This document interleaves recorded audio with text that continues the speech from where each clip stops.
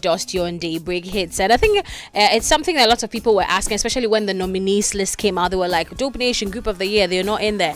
And then, they have come out to say they did not file. And then, Robert has also added on how the entire process went. And so you can't really blame the organizers because they reached out and they said they were not interested. So, but that's surprising, especially because Dope Nation was very vocal about, campaigning bringing back the group, yes, for them to bring back that category. Absolutely. So why would they not file?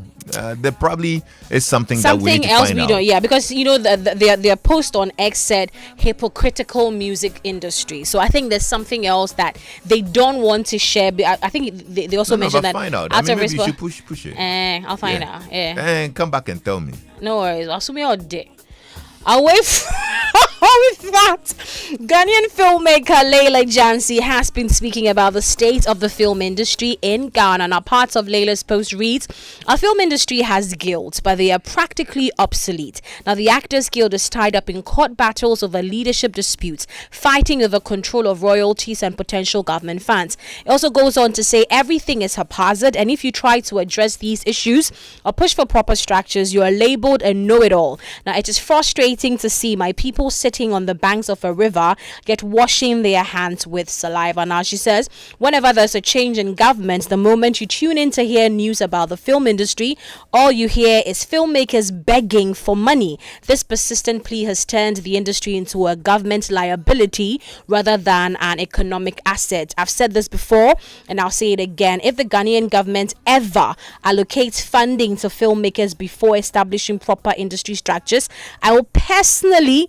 gather the struggling mothers from the Mothers Lodge at Kolebu and lead a protest. And that is Layla Jansi expressing her concerns about the film industry there. And then finally, before I go, let's turn our attention to the international scene. That's because authorities have discovered new information changing the timeline of when they believe Academy Award-winning actor Gene Hackman and his wife Betsy died. Now, the couple were found dead in their New Mexico home last month, with officials saying the pair had been dead for some time before they were discovered by neighborhood security. Now, officials initially said they believed Betsy died on 11th February and Hackman died 1 week later.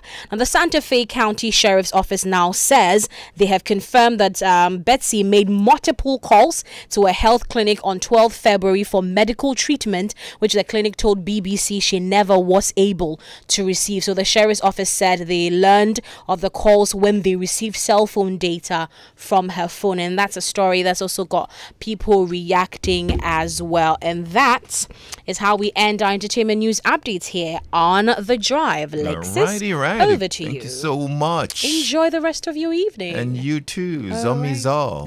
Oh, yo.